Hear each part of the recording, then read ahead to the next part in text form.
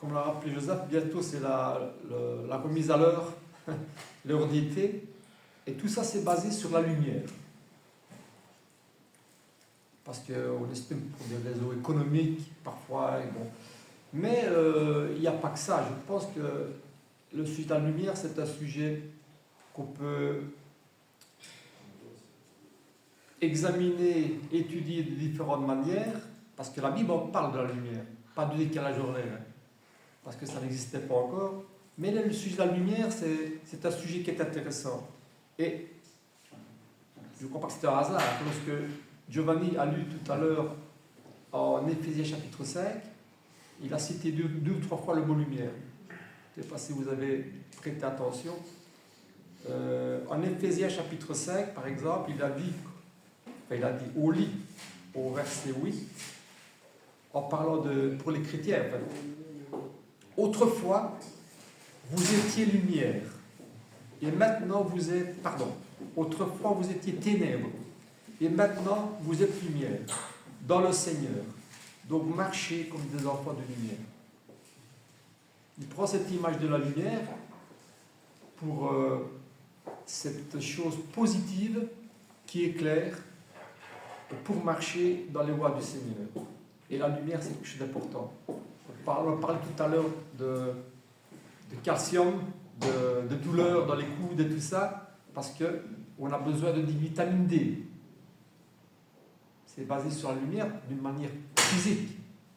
Mais c'est vrai qu'on a besoin de prendre ce complément de vitamine D parce que le corps a besoin de lumière qui fournit naturellement un bienfait pour le corps. On a besoin de lumière, on en parlait dans la TV il y a ces jours-ci, parce que ça joue sur le moral, sur le bien-être de la personne. Lorsqu'on passe des mois et des mois dans les ténèbres, entre guillemets, heureusement ce n'est pas complet, dans le manque de lumière, eh bien, le corps n'est pas bien.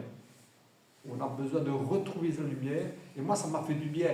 Même si je travaille pour le moment sur un terrain, eh bien le fait d'être la journée, pour ça que je suis un peu brosé peut-être, dans la lumière, sous le soleil, eh bien ça me fait du bien. Pour le moral, je pense, et même pour le corps, même si c'est physique. On a tous besoin de lumière. Et cette comparaison, cette image, elle est reprise, bien sûr, dans la parole de Dieu. C'est ça qui nous intéresse. On a lu donc, vous étiez ténèbres, mais maintenant vous êtes lumière, dans le Seigneur. Et donc, marchez comme des enfants de lumière, et porter ces fruits de l'esprit. C'est la suite que Giovanni a lu. Et au verset 14, il a lu, c'est pour cela qu'il est dit, réveille-toi, toi qui dors, réveille-toi d'entre les morts, et Christ t'éclairera. Donc le fait de marcher dans cette lumière, c'est de marcher dans les voies de Dieu.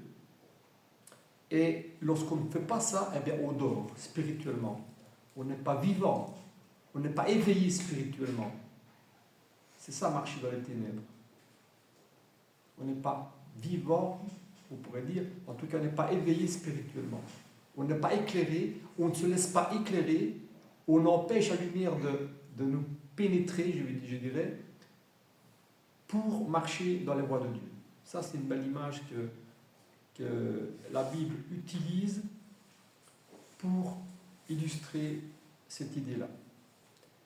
Alors, il y a un évangile particulier qui parle de ce sujet de la lumière, c'est l'évangile de Jean. Surtout au début, dans ce qu'on appelle le prologue de l'évangile de Jean. Vous savez que dans l'évangile de Jean, c'est un évangile assez particulier, parce que il y a 3 évangiles, les trois premiers, qui parlent de Jésus, oui, mais il dit beaucoup ce que Jésus fait. Jésus a fait ça, Jésus a fait ça, il a dit bien sûr aussi, mais beaucoup, Jésus a fait ça. L'évangile de Jean, il est un peu particulier il parle de Jésus, mais il dit ce que Jésus est. C'est un peu la petite différence. 3 premiers évangiles, ce que Jésus fait.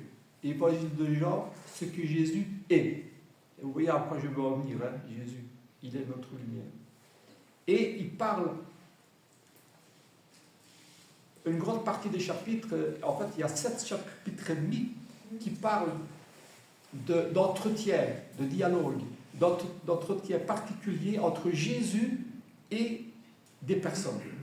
Il y a vraiment ces dialogues, ces tableaux, ces scènes où Jésus, voilà, on voit, c'est une scène, une pièce réelle, vivante, où on voit un dialogue entre Jésus et des personnes. Ah ben voilà, il se dit ça, suite à telle situation, positive ou négative, et on voit 7 chapitres et demi plus ou moins où il y a ce dialogue. Par exemple, avec la Samaritaine. On croise la Samaritaine et il y a un dialogue qui commence. Avec Nicodème. Il y a encore une scène que vous vous rappelez, hein, ce qui se passe avec Nicodème, avec les apôtres aussi. Et même avec son Père, avec Dieu. Donc tout ça, ce sont des scènes qu'on voit. Avec Pierre aussi. Et d'autres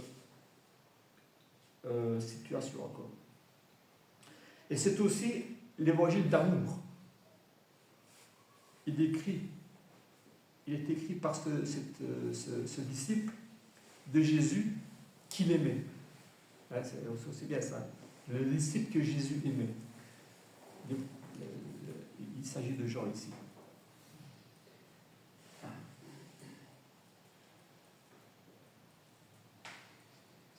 Le but de cet évangile-là, il est résumé, on l'a déjà vu il y a quelques semaines, par un verset qu'on voit dans le chapitre 20 de l'évangile de Jean. C'est intéressant parce que tout ce qui précède, c'est l'évangile, ce que Jésus est, ce qu'il a fait aussi, ce qu'il a dit, toutes ces scènes, et dans un but bien précis. Et ce verset, vous pouvez le souligner, c'est en Jean chapitre 20, verset 31. En Jean, chapitre 20, un jour tu l'avais cité aussi, Stéphane, et c'est dans le dernier chapitre, l'avant-dernier, donc en Jean, chapitre, c'est l'avant-dernier, Jean chapitre 20, versets 30 et 31. Il dit, voilà, je vous écris tout ça, et Jésus, dit Jean, a fait encore en présence de ses disciples beaucoup d'autres miracles qui ne sont pas écrits dans ce livre. Mais ces choses ont été écrites afin que vous croyiez que Jésus est le Christ, le Fils de Dieu, et qu'en croyant, vous ayez la vie en son nom. C'est vraiment là le but qui dit dans ces 2 versets-là. Je pourrais encore écrire d'autres choses, dit Jean, parce qu'il a dit encore beaucoup de choses. Mais ce que j'ai écrit là, je l'écris dans un but bien précis. C'est que vous croyez que Jésus est le Christ, le Fils de Dieu, et qu'en croyant, vous ayez la vie en son nom. Ben oui.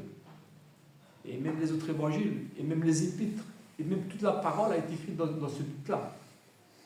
C'est que nous croyons que Jésus est venu apporter le message de la part de Dieu, un message de grâce, et qu'en croyant, vous ayez la vie éternelle. Donc ça, c'est 2 versets qui sont intéressants pour voir le but de cet évangile de Jean.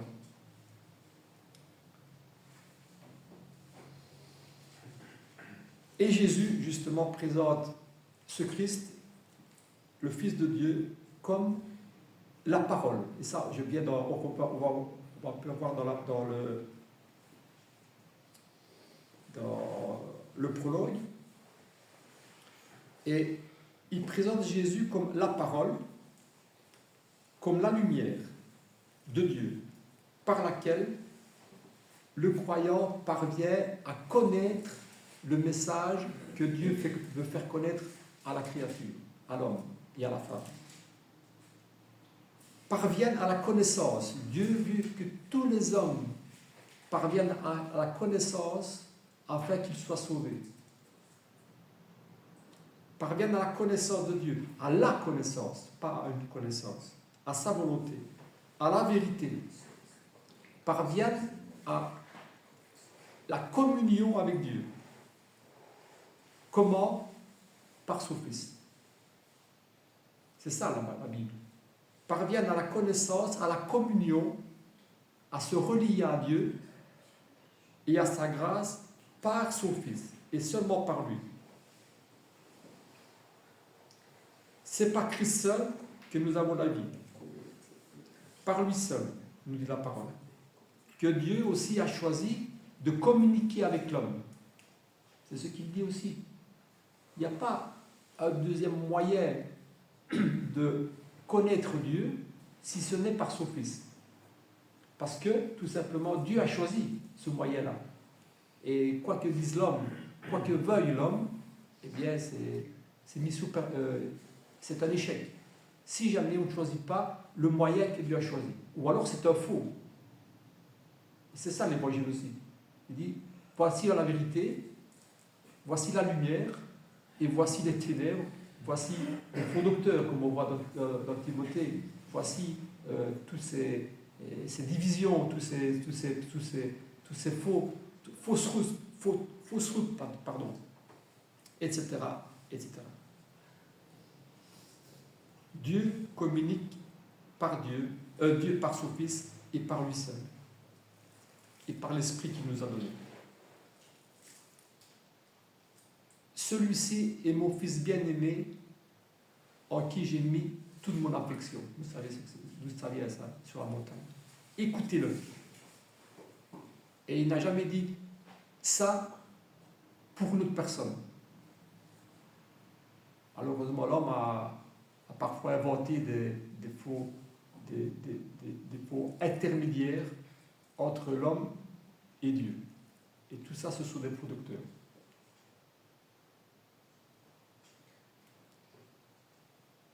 Christ est la lumière du monde. Parce qu'il est celui que Dieu a choisi, il est le reflet de l'amour de Dieu et de la volonté de Dieu. En 1 Jean, dans la première épître de Jean,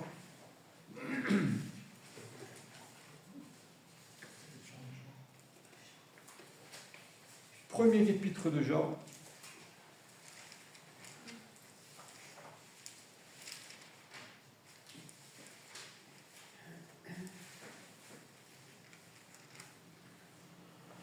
au verset 11 et 12, après avoir fait allusion aux menteurs, aux faux docteurs, il dit au verset 11, donc de 1 Jean chapitre 5, « Et voici ce témoignage, c'est que Dieu nous a donné la vie éternelle, et que cette vie est dans son Fils. Celui qui a le Fils a la vie. Celui qui n'a pas le Fils n'a pas la vie. » Hein? On connaît ces versets-là. Mais sur un verset, il résume la volonté de Dieu et insiste que c'est le seul moyen d'avoir la grâce de Dieu, la volonté de Dieu et la vie de Dieu. La vie qu'il donne. Il a donné la vie éternelle, et celui qui a le Fils a la vie. Mais celui qui n'a pas le Fils n'a pas la vie. Pourquoi? Parce que c'est le seul qui nous apporte la volonté de son Père. C'est le seul qui nous apporte la connaissance du moyen de rédemption que Dieu donne. Et c'est tout. 1 Jean, chapitre 1 aussi. Dans le premier chapitre de la même épître, au verset 5 à 7, qu'est-ce qu'il dit? Il parle de la lumière encore. Il dit, la nouvelle que nous avons apprise de lui et que nous vous annonçons, c'est que Dieu est lumière et qu'il n'y a point en lui de ténèbres. Si nous disons que nous sommes en communion avec lui et que nous marchions dans les ténèbres, nous mentons et nous ne pratiquons pas la vérité. Mais si nous marchions dans la lumière, comme il est lui-même dans la lumière, nous sommes mutuellement en communion et le sang de Jésus-Christ nous purifie de tout péché. Ici, il utilise 3-4 fois le mot lumière, encore une fois, pour illustrer cette communion avec Dieu. Si on recherche, si on accepte d'abord, bien sûr, et si on vit dans cette communion, on est dans la lumière. Et si on ne le fait pas, on est dans les ténèbres. C'est ça la définition de la lumière. Pas pour le calcium, mais pour la vie.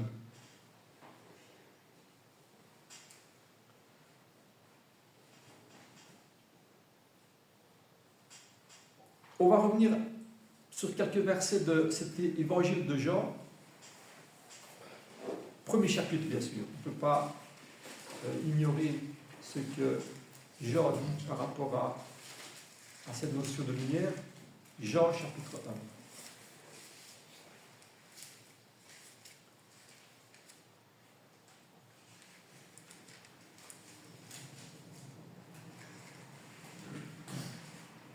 Qu'est-ce qu'il dit d'abord?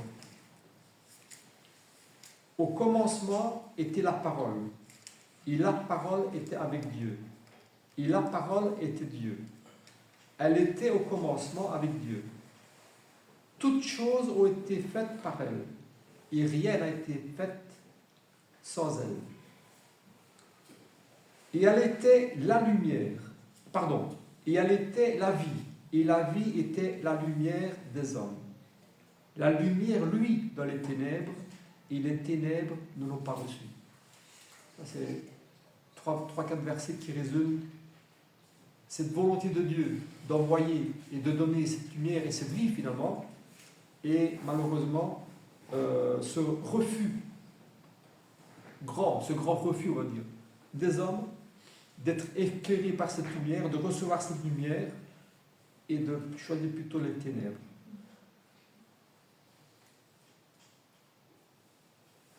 Elle était la parole. C'est-à-dire qu'on voit que cette lumière est synonyme d'éclairement, je dirais, pour lire la parole, pour lire la volonté de Dieu. Sans cette lumière, c'est comme si vous essayez de lire un livre dans l'obscurité. C'est un peu une comparaison qu'on peut faire. Eh bien, on ne sait pas lire. Dieu nous apporte cette lumière pour lire ce que Dieu essaie de nous faire prendre connaissance. On ne peut pas voir la parole si jamais on est dans les ténèbres. Elle était dans la vie, elle était dans le monde, elle est venue dans le monde. La lumière est venue, elle a lui dans les ténèbres, mais les ténèbres ne l'ont pas reçu. Et puis, cette image-là, on en a déjà parlé, hein, c'est que si jamais on prend cette image-là de la lumière, de cette lumière qui éclaire l'homme, et ce qu'il peut voir grâce à cette lumière, eh bien, si on prend la lumière et les ténèbres, vous êtes dans une pièce noire. Il fait noir. Il y a une lumière qui entre par la fenêtre, parce que le soleil luit, et elle éclaire la pièce. Ça nous permet de voir. On va pouvoir lire, par exemple. Et qu'est-ce qui fait que on peut de nouveau retomber dans les ténèbres? Ben, c'est de fermer les yeux. C'est de fermer les yeux. Mais la lumière va éclairer les ténèbres. C'est le but. Mais l'homme qui refuse de voir la lumière, eh bien, il va fermer les yeux. Volontairement fermer les yeux. Et c'est ce que Jésus reproche souvent aux pharisiens. Il dit, vous avez pris connaissance de cette lumière qui doit venir, parce qu'elle est annoncée par les pères et les prophètes. Et vous fermez volontairement les yeux. vous vous bouchez les oreilles pour ne pas entendre. Et vous fermez les yeux. Et ça, c'est le problème de l'homme. Il ne veut pas voir la lumière. En tout cas, il y a des hommes et des personnes qui ne veulent pas voir la lumière en fermant les yeux et ne veulent pas entendre ce que Dieu dit par la parole, peut-être, en se bouchant les oreilles. Et ça, il le dit clairement, Jésus, c'est que ce qui ne plaît pas d'ailleurs à ces docteurs de la loi. Fermez les yeux. Le monde ne l'a pas reçu. C'est ça, hein? Le monde ne l'a pas reçu. Il s'agit de ténèbres volontaires, capables de résister à la lumière. Fermez les yeux. Et Dieu ne sait rien faire à ça. Il ne veut pas faire ça, parce qu'il ne veut pas forcer cette lumière pour ceux qui ne veulent pas la recevoir. L'homme est libre de fermer les yeux à la lumière ou de les ouvrir, de recevoir la lumière. Et je pense que c'est vraiment la leçon de cette parole que Jésus est venu apporter. Matthieu chapitre 6. Matthieu chapitre 6.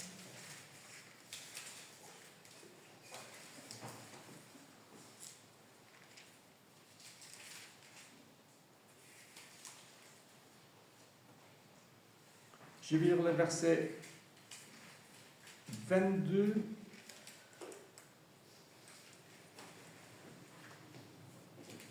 et 23 simplement.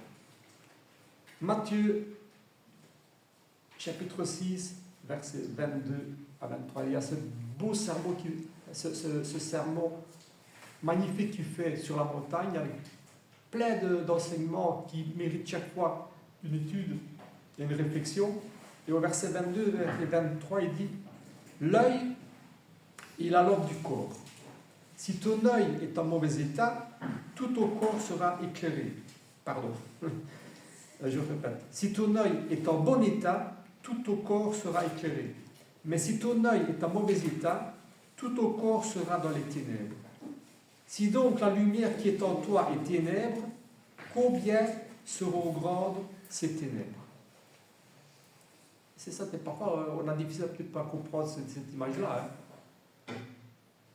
Et c'est ce qu'on a dit précédemment. C'est-à-dire que l'homme, il a la liberté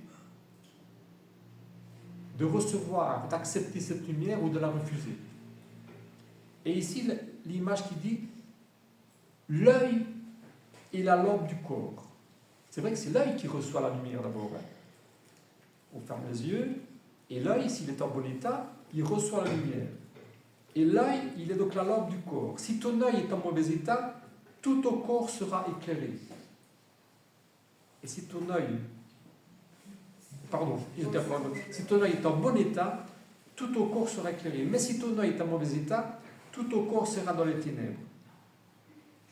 Ça veut dire qu'en bon état ou mauvais état, c'est cette volonté finalement d'accepter de recevoir cette lumière pour voir cette lumière et marcher dans la lumière, ou de volontairement fermer les yeux, avoir les yeux en mauvais état, mais c'est ça en fait, hein. C'est de fermer les yeux volontairement pour refuser d'être éclairé par cette lumière qui nous amène à la connaissance de Dieu et la volonté de Dieu et la grâce de Dieu. Si donc la lumière qui est en toi est ténèbres, combien seront grandes ces ténèbres? Ben oui, si on ne reçoit pas la lumière, tout le corps est dans les ténèbres. Et combien seront grandes ces ténèbres, avec les conséquences que ça apporte.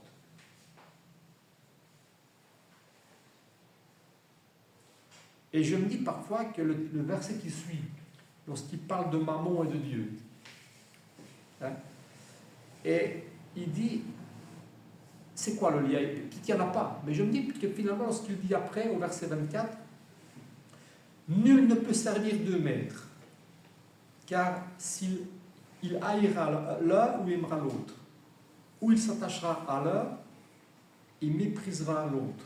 Vous ne pouvez servir Dieu et Mammon. Et par contre, c'est ça aussi, ce qui précède les versets 23-24. On ne peut pas dire je vais être dans la lumière et marcher dans les ténèbres. Et choisir des ténèbres au ser un ou au ser l'autre. Si on ouvre les yeux pour marcher dans la lumière, il faut servir celui qui amène cette lumière-là, qui nous donne cette lumière-là. Bon, ça c'est une petite remarque, il ne faut pas retenir ça. Hein. Mais nul ne peut servir de maître. Ou on marche dans la lumière, on choisit de progresser à marcher dans la lumière, ou soit c'est l'inverse.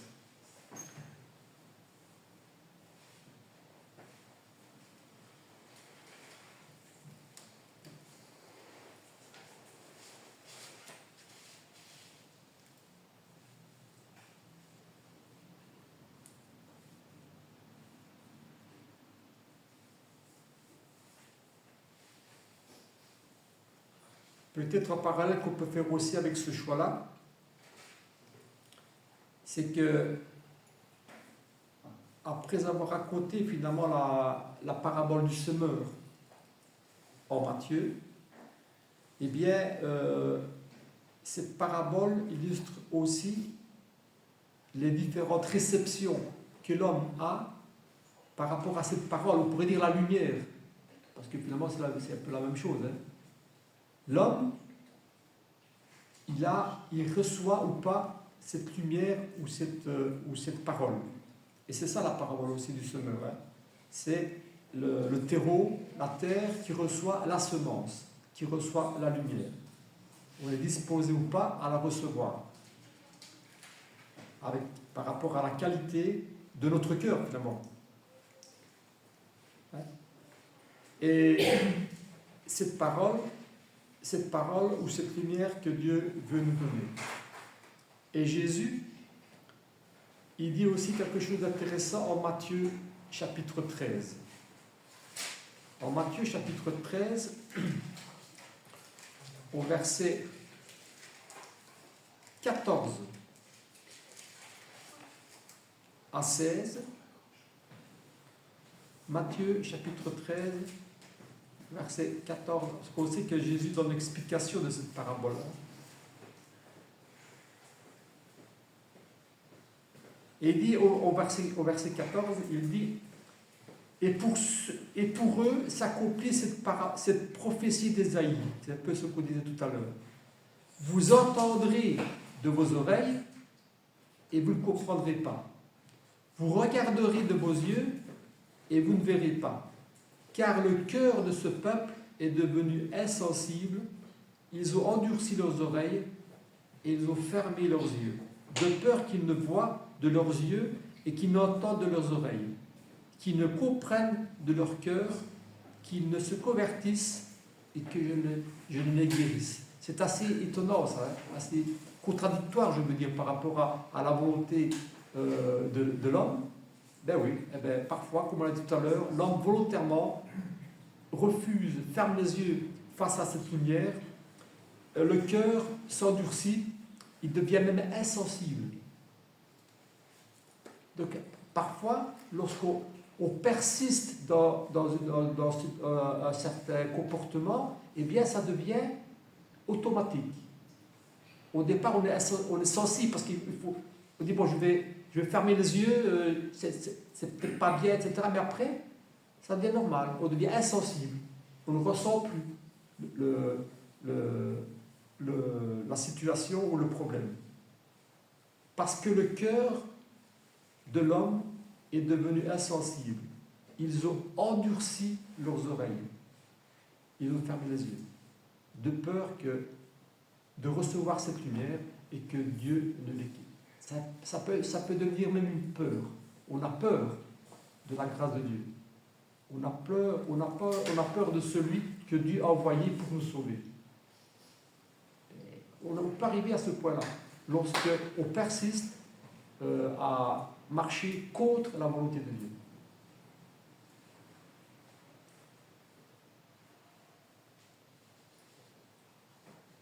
Luc donne aussi l'explication de la parabole et nous dit, en Luc au chapitre 8, il dit « Ce qui est tombé dans la bonne terre, C'est la dernière catégorie de cette semence et de ce terreau qui reçoit la parole ou la lumière de Dieu.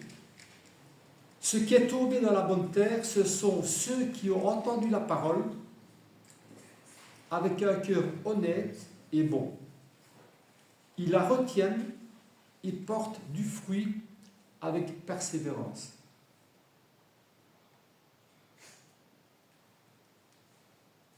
Tantôt on parlait des fruits pour reconnaître ce qui est bon, ce qui est mauvais. Les personnes parfois qui veulent mener à la confusion, tout ça. C'est le fruit qui à un moment donné sortent de la personne. Eh bien, celui qui reçoit la lumière avec un cœur honnête, eh bien, ce sont des personnes qui retiennent la parole et qui portent des fruits, du beau fruit. Et ça se voit aussi. Ça se voit aussi. Je vois des personnes qui, par le fruit, traduisent des personnes qui ont la volonté de recevoir la lumière de Dieu et en plus qui reflètent cette lumière-là. Comme Jésus a reflété la lumière qui vient de son Père sans être son Père et sans être le Dieu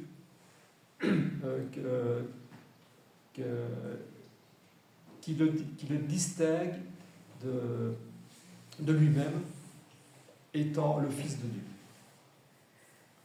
Voilà, c'était un peu une pensée, si quelqu'un veut ajouter quelque chose concernant la lumière. Le poison aussi. On n'a pas un oiseau au-dessus de lui, on le met. Oui. Qui éclaire toute Qui éclaire tout. la place. Sauf si on ferme les yeux.